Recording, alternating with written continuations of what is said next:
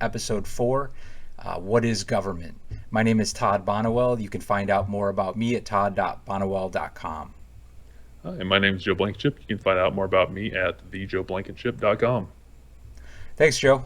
Today we'll be discussing, like I said, what is government, and this is coming off of our first three chapters, our actually first three episodes. Our first episode was it was a rundown on the table of contents, and then episode 2 related to chapter 1, which was what is hacking, and chapter 2, what is capitalism, and now chapter 3, what is government. So we've touched on government in the previous chapters, and we're going to cover it in more detail in this chapter. So I'm going to hand it off to Joe for the definition section. Excellent, thanks, Todd. So we just want to cover over really quickly. So before we get into the, what is government, discussing government in general, just kind of want to go over some brief definitions before we start getting into why they're relevant for this section.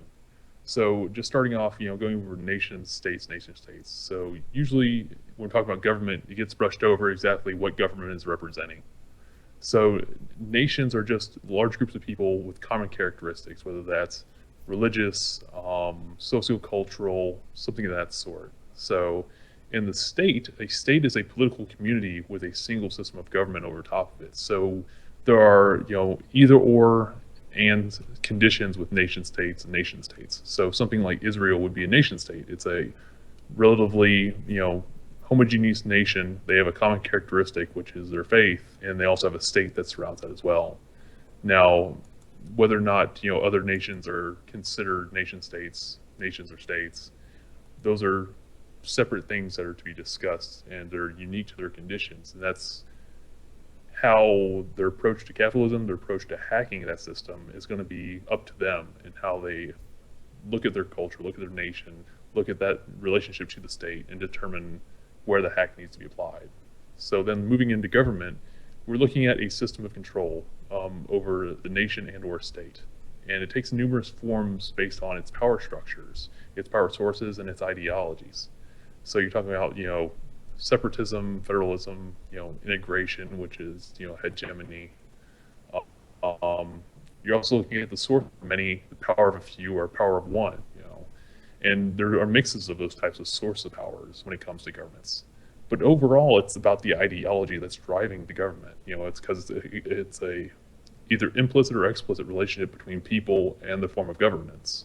So you have socio-political ideologies like monarchies, republics, hybrid systems, socioeconomic systems such as authoritarianism, libertarianism. Then you also have civil and liberty ideologies behind it, such as anarchy or statism. And those tied back into the other things, such as the structures and the sources. But also you're looking at scales of effect. You're looking at geocultural, such as, are we looking at a local consideration for how sources of power and structures of power for governance are applied? Or are we looking at the global implications? And how do the hacks get applied in both those conditions that give you an overall positive effect for what you're trying to do? And you gotta keep in mind that this is all going on within different schools of thought, different eras of thought, from the classical, like Machiavellianism, to the more modern era, the stuff that formed during the Industrial Revolution, and how that went into what we're dealing with now, which is a contemporary era of political theory. People like Noam Chomsky, Ayn Rand, the things that you're hearing in mass media nowadays, these are all built on top of each other, and they all interconnect. They're not, unique eras unto themselves. They build and they feed off each other, and they're applied based on the agendas, the thoughts, and the words that people want to present, and the effects they want to extract from that presentation. But then when we're talking about government, we're talking about elected officials, talking about autocrats, we're talking about oligarchies.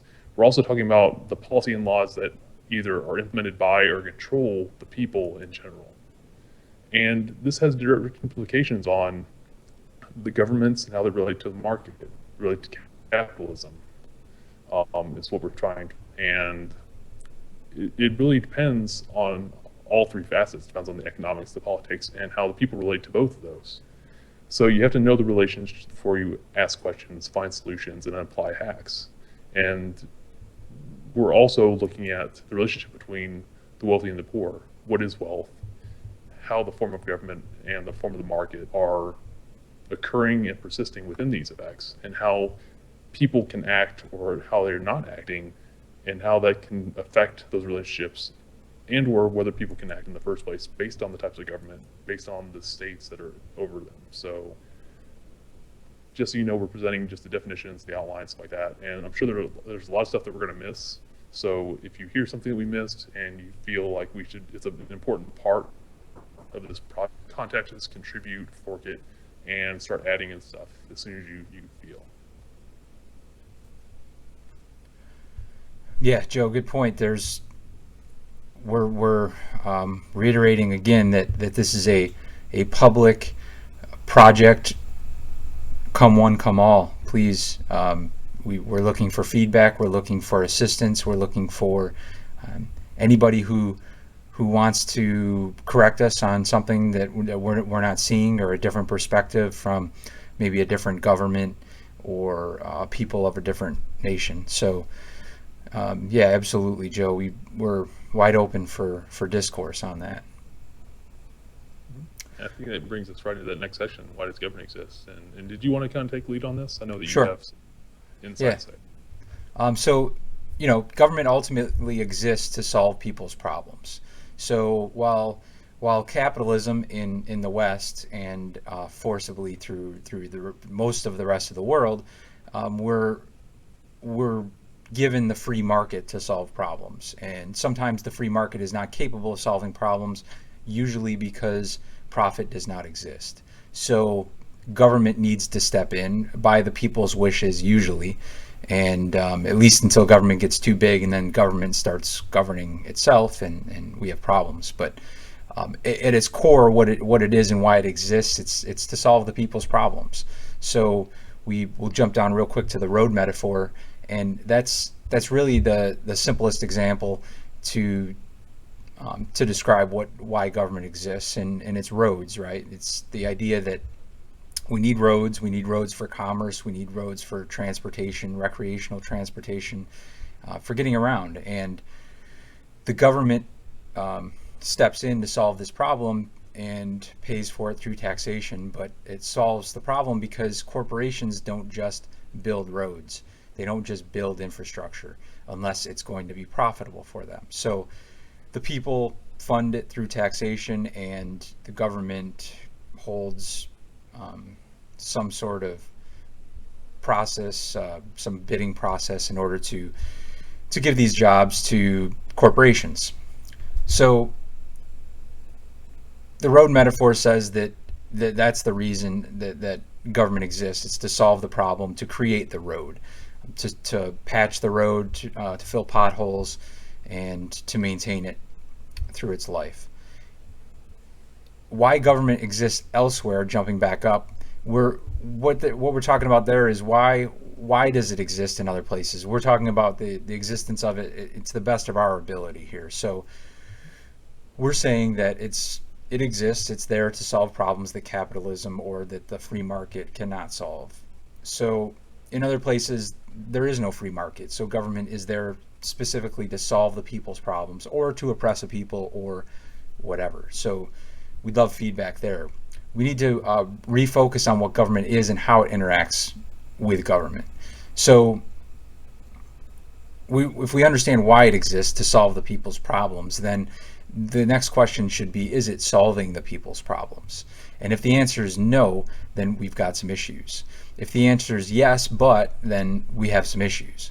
If the answer is clearly a yes and there's no issues that stem from it, then I think we have a first timer. But assuming that there's issues and we need to resolve those issues, then we need to figure out how the people interact with the government, how the government runs in order to solve those problems, and then we can start talking about solutions to solving government the way it exists, to fixing it in a way that, it's the Band-Aid approach. It's we're going to put a patch on it, instead of what Joe and I are proposing, which is fix, or not prop up or fix capitalism, but hack capitalism in a way that we solve the people's problems. We're talking about pure solutions here. We're talking about the most efficient, most effective, not because the company has a pretty logo, or because it wants to sell me something, or because it wants the access to my information. We're talking about solving problems for the sake of the problem. And in that way, we need to understand how government works and what it's doing to solve that problem, if anything at all. And sometimes, what we end up with in the end is we end up with a solution that works. And if we were to just assume that we landed on this planet and looked around and we see a bunch of resources, and now we realize, well, we need to eat and we need to go out and you know forage and farm and do these different things, we have to figure out how to do that. And that solution there, that is really the purest, to me, the purest form of government. It doesn't need to be led by anybody. We believe the future is leaderless. We're not looking to lead this movement or this government. We're not looking to put a government in place or overthrow a government. We're just simply looking to, within capitalism, change it in a way that changes the way government works. Because if you had seen what is government, or I'm sorry, what is capitalism, in our previous chapter or previous episode, we talked about what capitalism is and how it affects government, and we talked about the basic premise that corporations ultimately control the government. Capitalism, through corporations, controls the government. And if we are trying to change government, then we need to change what is influencing government or what is creating law. So when Joe and I sit down and talk about these things, that the answer that's clear to us is, let's not talk about specifically government and how to solve problems within government and how to change government. It's, if we know something is affecting government, let's go try to get that to work right. So then at least if we truly are a democracy, then we should be able to affect our government. The people are the ones in control. So because that's not truly the case, we don't have a true democracy, we don't have true capitalism, we don't have these things. We need to really dig in and talk about what we do have, but only to the extent of figuring out how we need to fix it, or what we need to do, how we can patch it moving forward until we can put real solutions in place. And again, that's what a hack is, right? So government works on projects that the free market cannot fulfill. So we talked about that. Is the government just there for oversight? Do they need all the control? So clearly we're talking about that they don't need all the control. That in fact, it's kind of an odd thing to create this duality of government and people as being two separate things. Because if we go into a government office, we see a person. If we call a government institution, we hear a person on the phone after we get through the automation. But these are real people on the other end who believe they're doing the right thing. They believe they're doing a good job. They believe that what the government does in their department is for good. They're trying to help people, and they're not. They're the feet on the ground, but they're not the powers that be. So they end up doing the best they can. So we're not attacking people in the government. We're never attacking people at all. We're just saying that the institution of government can be achieved more effectively and more efficiently. And we believe that can be done through openness and transparency. Because if the government is choosing some contractor to build a building, if we know what that bid was and how much it was for and how much the work that went into it cost, etc., then what we have is a way to look at it and say, could we have done this cheaper? Could we have done this more efficiently? And it creates that transparency that needs to exist, so that whenever there's not transparency, there's a power shift. Somebody knows something, somebody doesn't, and that's dangerous. And again, we're trying to eliminate all power structures in this way. Like I said, the future is leaderless. So we're trying to eliminate power because power corrupts, and we're all just people, and we realize that. And we're not trying to make the same mistakes. We're not trying to forgive the cliche, but we're not trying to allow history to repeat itself. So we're trying to set forth a new government in the end, not out of the gate, but a new government in the end, to us, is something that says, what does everybody want and need, and what is everybody willing and able to do. And this ability to manage resources and allocate them in the most efficient and effective way, again, through openness and transparency so that everyone is heard, everything is seen, but in a way that doesn't pierce personal privacy. And there's a delicate balance there, but one that our current government clearly steps over and squats. So what we're trying to do here is, create the idea and talk through what government is and why it exists, and then move forward from there. So, Joe, if there's anything you'd like to add there before, if you could take that next section, that'd be great. Yeah, just a few notes.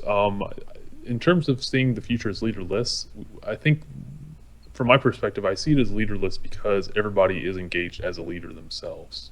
Once you have, people involved in the system becomes them. Becomes what they want in terms of representation, what they want in terms of actual implementation, and ultimately the effect that creates. So, when the government, works on projects, that it is because the people need it.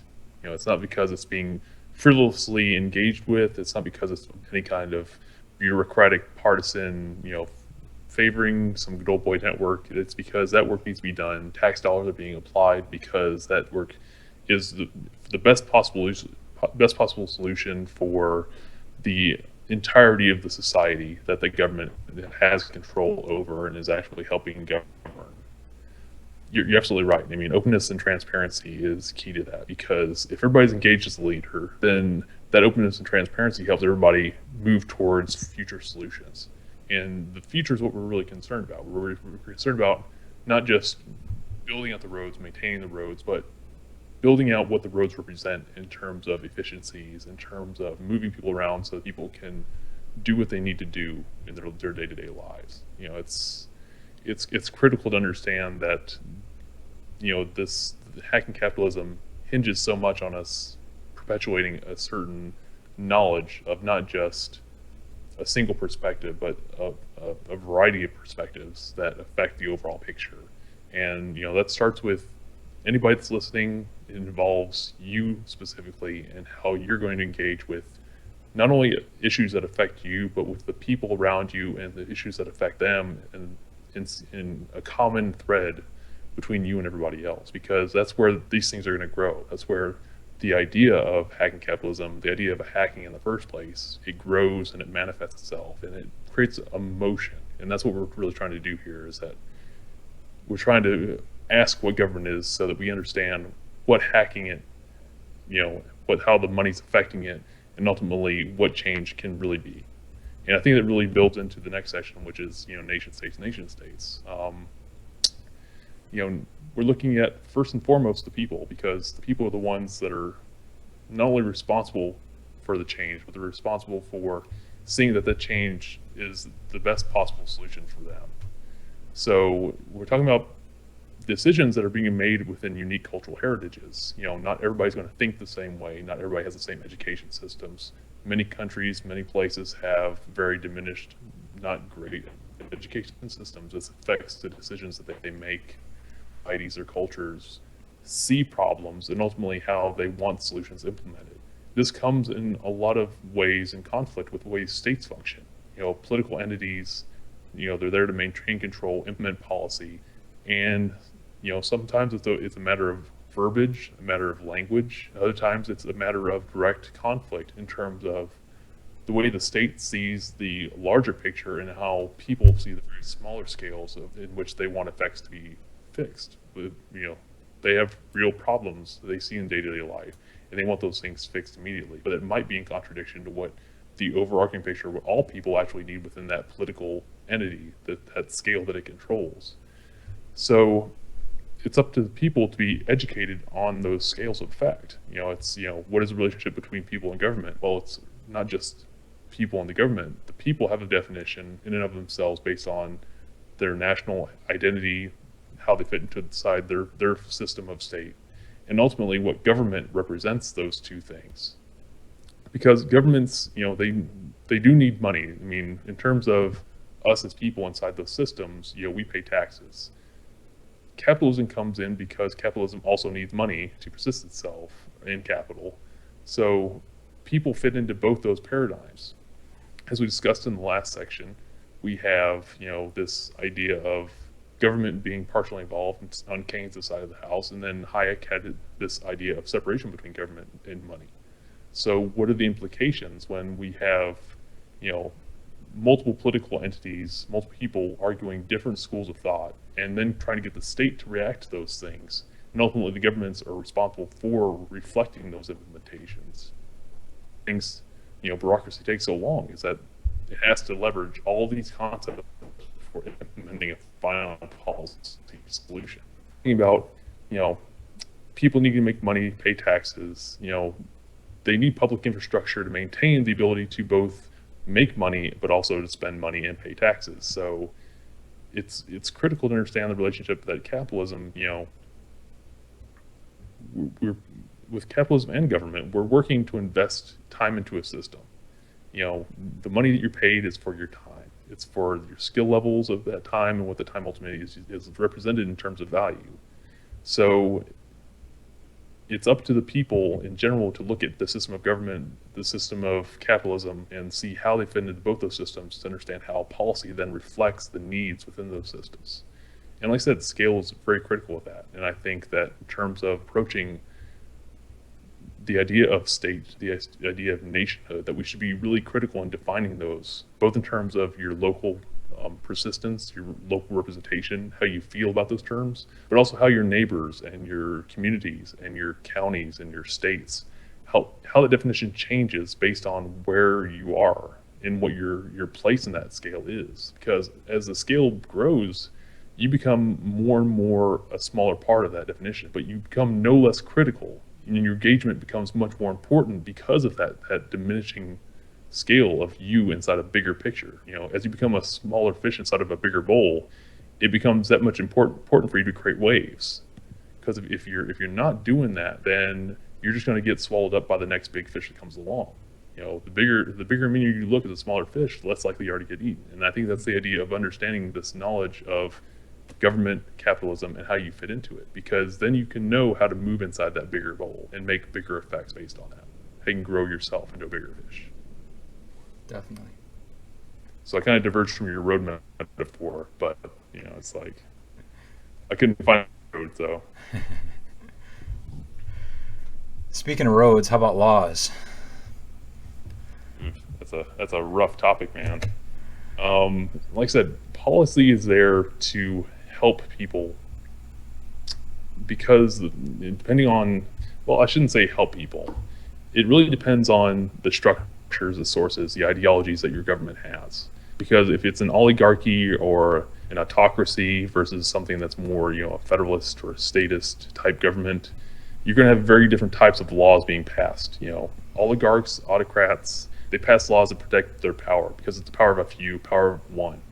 Whereas if you have the power of many inside of a democracy or a republic, it's a very, very different type of policy being implemented. There's a clear role for how government creates laws based on that. And when it comes to money, especially when it's the power of few, power of one, they're going to leverage everything they can to maintain power. And power usually comes in the form of wealth. So when it comes to corporations inside those type of systems, they have to adhere to those laws, and those laws represent the needs of those autocrats, those oligarchs. But inside democracies or republics, that takes on very different forms because how wealth and power is represented in terms of concentrations is very, very unclear. And it's up to the people to be very cognizant of how that effect in terms of power, wealth, and laws ultimately manifest themselves based on the issue, because it does change with the issue. Once again, corporates have to adhere to laws inside the government based on the type of government. But the government also has a need to protect people so the taxes keep on coming in. And the relationship between capitalism and government can sometimes take the form of exploitation.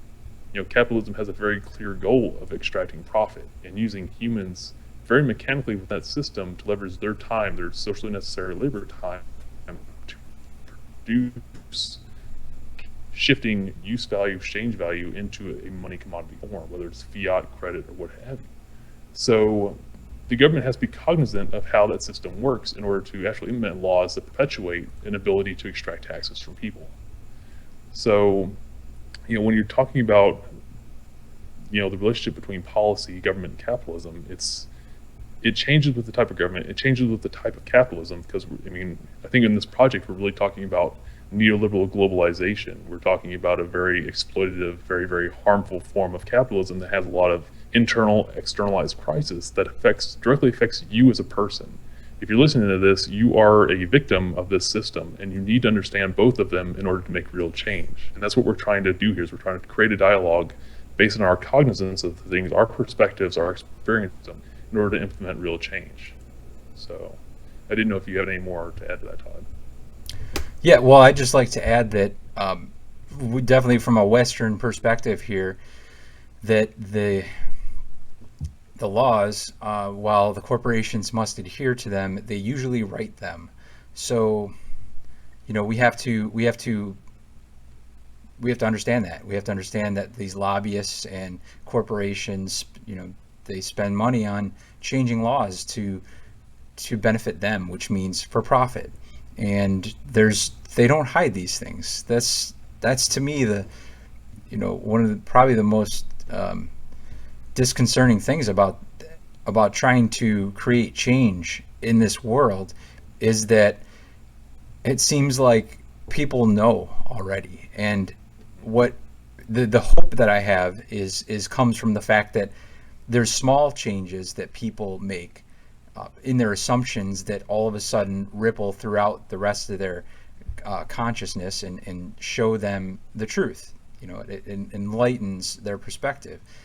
And while it's difficult for me to pinpoint some of these things and be able to dive right into them and get right at them, it usually comes through discussion and a breaking down of existing assumptions that are wrong and inaccurate, or just ill-advised. It's not always intentional. We inherit so much and so many problems and so many solutions that really we have to rely on the people that came before us that are here to teach us these systems, and we act sometimes as if they've always been there.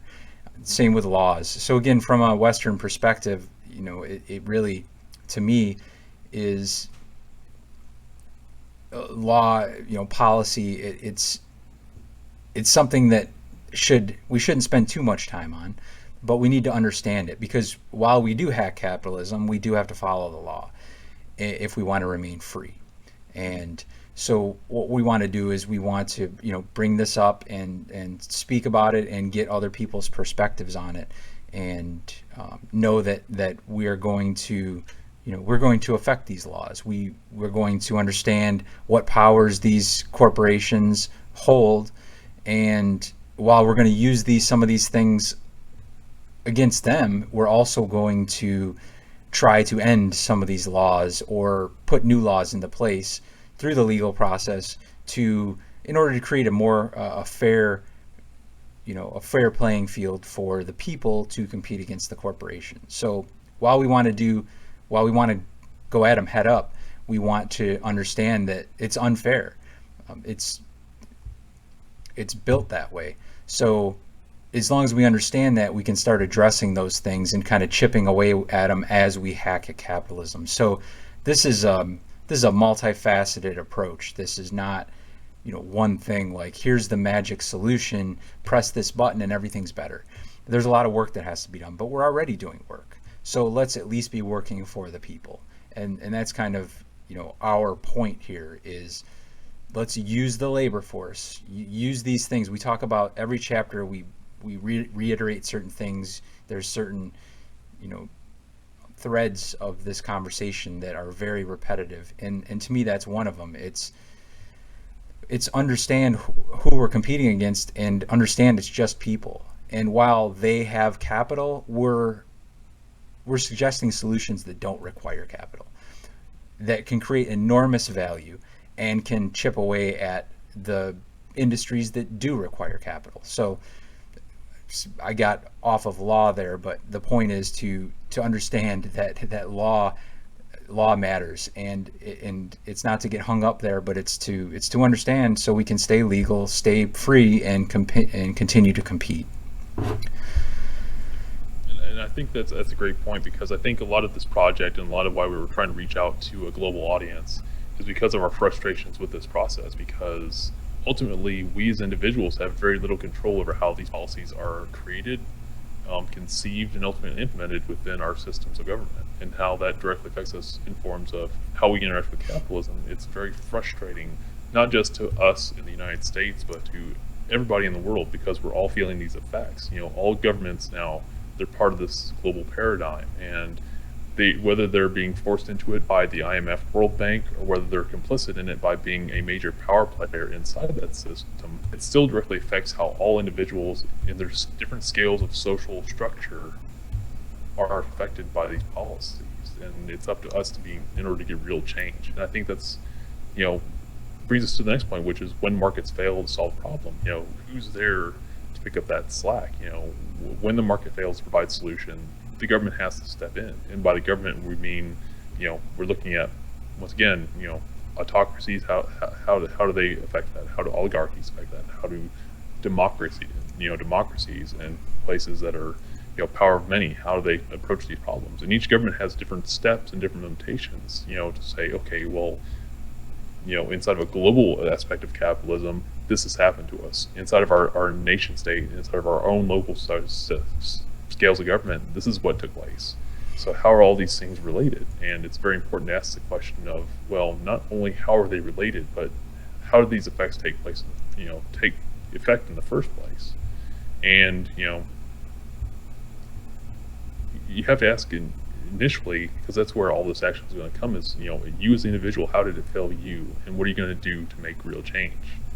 And like I said, it really depends. There's no one easy answer. That's why, if you're listening and you feel like you have an opinion, please share it. Because, if you're in China, that's a whole different paradigm of capitalism than the one we experience here in the US. If you're in Europe, or if you're in Southeast Asia, or if you're in Oceania, if you're in any part of the world that's underrepresented, Africa has such a huge problem in terms of, post-colonial effects, and how economic issues have just eroded based on political instability inside, in terms of, and really that's a great example of how nation states being defined in a certain way affect how government and capitalism interact in terms of policy, and in that case, the extreme lack thereof. Hmm. When we talk about the last section on capitalism, Hayek was very adamant about saying autocrat or oligarch, as long as that government does not affect how capitalism works, those are mutually acceptable conditions to have a autocrat or an oligarchy controlling people on one hand, but letting capitalism do what it does on the other hand. And, Keynes persistently challenged him and said, okay, well, what's the line? Where's the line between governments and, what's their place inside that system? Because at some point, people are going to be negatively affected in certain ways by this, and how do you account and keep that from collapsing the capitalist system writ large? And once again, the question is when markets fail, not if they are, but when, because it's going to happen persistently. It's been shown, whether it's the housing market, 2007, 2008, whether it's the, Black Tuesday, or, the Depression back in the 40s, 30s. And before then, it's just cycles of failure of the system, and how it's constantly trying to evolve to solve its own problems, but ultimately creating more problems as it goes along time.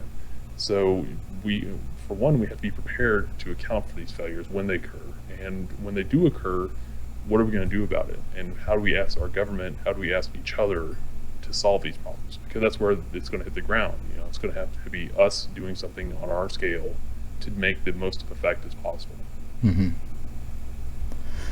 Yeah, it's like you said, it's the, it's to solve, when it fails to solve a problem, what is the government going to do? When the market fails to solve a problem, what is the government going to do?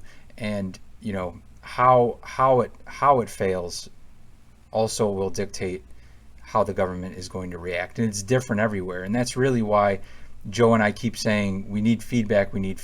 And a lot of times it's not because, we're not sitting here saying we are right. We are saying we are as right as we know, and we want to learn. We want to be right, but we don't want to be right in our current perspective. We want to be right in a new perspective, a righter perspective. We're open to that learning, to that change that's going to take us to the next level. We haven't evolved and are trying to, get everyone to come along. We feel like we're at a point where we can educate in some areas, that some things are clearer to us, but we understand that we're not correct. We are not 100% right, and our solutions we want them to be right because they're for everybody. So when we say, what do these things mean to you? It's important because sometimes we're not going to even be able to express what we mean when we say something. So we're just doing our best here. And when we give an example like the road metaphor or something like that, and we're talking about what these things mean to us, we're trying to just give an example. We're trying to associate these views with something that may be common to everybody, and it's not always going to be. So we want to be able to bring everyone together and get everyone on the same page. And I think that's really what it boils down to, is it's getting everyone to, because we believe everybody's logical, and that logic is the same everywhere, and as long as our assumptions are the same. So if faulty logic, we can't account for that and specifically figure out what the output is going to be. But what we can do is understand that if certain inputs are a certain way, that the logic should dictate a certain outcome. So we know that when a market fails to solve a certain problem, that in this type of environment, this is what is going to happen. So we want to change what that going to happen means, and institute something that, that in a crisis situation, even in the United States, if we're threatened by invasion or something, what are we going to do? There's no, I don't know about you, Joe, but I was never given a manual for what to do when something hits the fan, right? It's more like the rich people probably got it figured out. The government probably has it figured out, but in a way to protect themselves, like we always say, that capitalism is there to protect the rich from the poor, right? So when the market's going to fail to solve the problems of the poor people, not the rich people. The market's manipulated by the rich, and they have plenty of money to buy solutions. So what we're really talking about is poor people, and what it means to them, and not just poor people. Obviously, it's everyone. It's all inclusive, and to the point where the market, it doesn't matter if the market solves the problem. It doesn't matter if the old government solves the problem. If we, the people, can solve the problem, then the problem goes away. So what else do we need to talk about? And that's really where Joe and I come from, is a place of action. We say, let's just start solving problems, and eventually all the problems will be gone. So when the market fails to solve a problem, let's solve the problem. Yeah, and like I said, I mean, if you're listening, understand that when we use pronouns like we and our, I mean, initially, yeah, it's Todd and I are, we're volunteering our time, to start a global dialogue. So when we say we and our, we're talking about everybody. If you're listening, if you're not listening, we're putting this knowledge out there because not because we know stuff. We know from our perspectives what we perceive as problems. What we're saying is that it takes everybody to really show us your perspective, show us your thoughts on these things. And ultimately, once we start having a global perspective, global input, the problems, the true problems of these systems, both in terms of government, capitalism, the relationship, and how people factor into it, and ultimately are the solution to the problem, those answers will start emerging. But we have to ask the questions first. And really, this project is about asking the question. How do we hack the system? How do we change it to make things better for everybody? Yeah. Sorry. Sorry. No, I just wanted to get this off my head quick before it slips.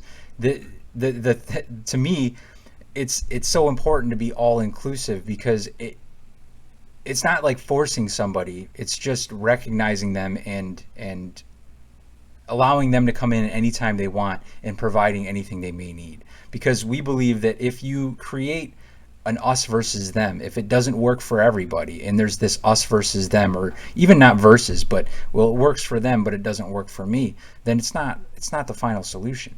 And that's really what my point was that we want to know from everybody, because if you're having problems, we want to help solve them. Because if Joe and I solve our problems, we're capable of solving our own problems. We're capable of going out getting work, paying bills, solving problems. In the United States, it's, to me at least, it's easier than anywhere to do these things. So we're not trying to solve our problems. We're trying to solve everybody's problems. And yeah, that's big. It's a big vision, but we believe that it's worthwhile, and we believe it's the only path forward. So when we talk about what does it mean to you, we really mean what does it mean to you. We want to know. We want to know about your problems.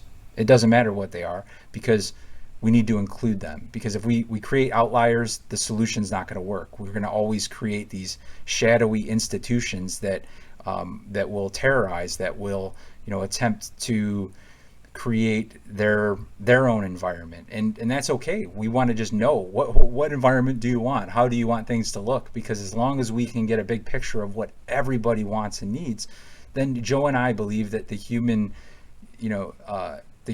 project is capable of solving all of these problems. These are simple problems compared to problems we believe will come in the future from just existing, right? So I think that was my interruption, Joe. No, and I think that, I mean, that works really well into, rich and poor. So, I mean, once again, not only are we asking the purpose of government, to protect rich from the poor, it should be the other way around. It's a matter of asking what wealth is and what poverty is. Because it's not only, capital wealth, it's not only monetary wealth, it's also poverty in education, poverty in understanding, poverty of critical facility, being able to think through the problem and ask the right questions. Because ultimately, we expect the government, to in some way represent us, regardless of the form of government, in answering these questions, in providing basic services like clean water, shelter, some form of food, and sustainability of those resources at a bare minimum is what most governments try to maintain. Otherwise, they don't last very long. So we need to be accountable for government actions. We need to be responsible, be leaders, start moving from that led to leader position, and really to turn around, this paradigm of, freedom and security, protection from, protecting the poor from the rich, protecting what we consider to be a sink of poverty to an abundance of wealth, and seeing how these things can be shifted around, being manipulated, be hacked in order to produce the best effect for everybody. Because the people are the ones doing the protection. I mean, there's I forget what book it is, but it goes over this term guard labor. So essentially, the middle class, with the way their jobs are structured, the way their education is provided, they're ultimately taught, up through they just take tests, and that system is instituted so that people can ultimately protect wealth in the hands of people that already have it. Focusing on things like STEM, science, technology, engineering, math. I grew up in a family that was, full of engineers. It's like, and I became an engineer myself. But being an engineer doesn't allow you to ask big questions like, what is government? What is capitalism? How am I a part of the system? And am I in the right position inside the system to make change? And ultimately, people in the middle class, people with these specialized jobs, they're not. They're actually part of a system that perpetuates these problems. Mm-hmm. And unless you take your position, take an understanding of it to make change, then you're just going to perpetuate the same problems that we have. And that's very detrimental, not just to you and your future generations, but to people all around the world that have zero control over these things. We ask a question inside the outline, inside definitions. Can people even make change? And a vast majority of the world, billions of people, can't make change at all, because they can't even, their governments can't even provide them with the basic things like food, water, shelter. So how are you, as a middle-class person in America, going to consider your position to make real change for everybody? And once again, it's, the government is a solution, but not as it stands, because the government is very much tied into this system of capitalism. Not just capitalism in a classic definition, in a modern definition, but in the contemporary condition of neoliberal globalization. And, we need a new solution that removes that paradigm completely. Government should provide for the people. It should represent the people. Whether it's an autocrat, whether it's an oligarchy, whether it's a pure democracy, the will and the representation of the people has to be reflected in that form of control, because government is a system of control over the nation and or state. So that system of control has to not only represent a paradigm of freedom versus security, but it has to represent a paradigm of of knowledge and power. If we're looking at Noam Chomsky with his critiques of hegemony, we're looking at Chalmers Johnson with his focus on Sino-American relations, China and the U.S., specifically focusing on the period from the Nixon administration onward. If we're looking at Ayn Rand and her objectivism, we're all looking at questions of how money relates to government and how people fit into that paradigm. And the government, as it represents now, it's not a democracy inside the U.S. It's a republic, and it's a representative democracy, and it's geared to subsidize and suit capitalism, corporations as citizens, people who are actual taxpayers and people that are driving the mechanisms in both government and capitalism. And you can't create better solutions inside a system that doesn't serve you at all. And the people that it does serve are essentially acting as guard labor for the modes and means of production of wealth that have existed since the modern era, since the Industrial Revolution, and have been hyper specialized in order to perpetuate those systems globally and displace these things globally. So, how does that affect you? I mean, really, initially, it falls to you asking questions about these systems. I mean, I don't know if you had any more to add about about wealth and poverty. I mean, that's kind of my take on it. Yeah, no, I just reiterate here that we're at a point where we understand that there's people that can't do anything, and that we understand we're in a fortunate situation, personally a fortunate situation that we can help people, and protecting the poor against the rich, to me, is a much nobler occupation than protecting the rich from the poor. And Joe and I want to serve the people. So what is government? It's trying to solve problems, and these are people problems, not corporation problems. So I mean, that's kind of it for me, Joe. I think this is a good representation of what is government, and as it relates to hacking capitalism.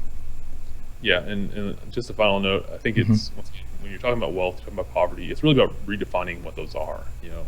I think people on average have very rich lives. I mean, they, a sense of wealth inside the slums inside New Delhi, the sense of wealth is very different than someone in suburban America. And I think that, once again, this is about global participation. So if you're listening, if you know somebody in these places, China, India, Tibet, Nepal, wherever, if you know somebody and they have a different perspective from what we're talking about, please contact them, have them contribute, because, once again, we're doing this from a very specific perspective, and unless we have all perspectives involved, we can't create that common voice, that common dialogue that actually not only makes changes but redefines these definitions in a way that's egalitarian, in which promotes positive growth for everybody in terms of this sustainable environment of control, representation, profitability, changing the pure definition of what value and profit is. Because if we're going to be exploited in terms of our time, we should really get a return on that in whatever form that is. If we're creating content, we should get value back for that. And like I said, I think we're at a point in this project where we can move beyond what we're doing right now, which is defining these terms and trying to ask for further definition from you. We're also going to move into the implications of these. And like I said, this is not what we have listed in our outline. It's definitely not the end. I mean, it's definitely the beginning of dialogues on any number of issues. And I think you as the listener, you as the future participant, is critical in that dialogue. So definitely please get in contact with us, bug your friends to get involved, and just reach out to us, because we're extremely receptive to your point of view. Yeah, comment and share, right? So, all right, well, I think that's it for our episode 4. What is government? My name again is Todd, and Joe, thanks for your service and your participation. Thank you very much, Todd. It was an absolute pleasure. See you in episode 5.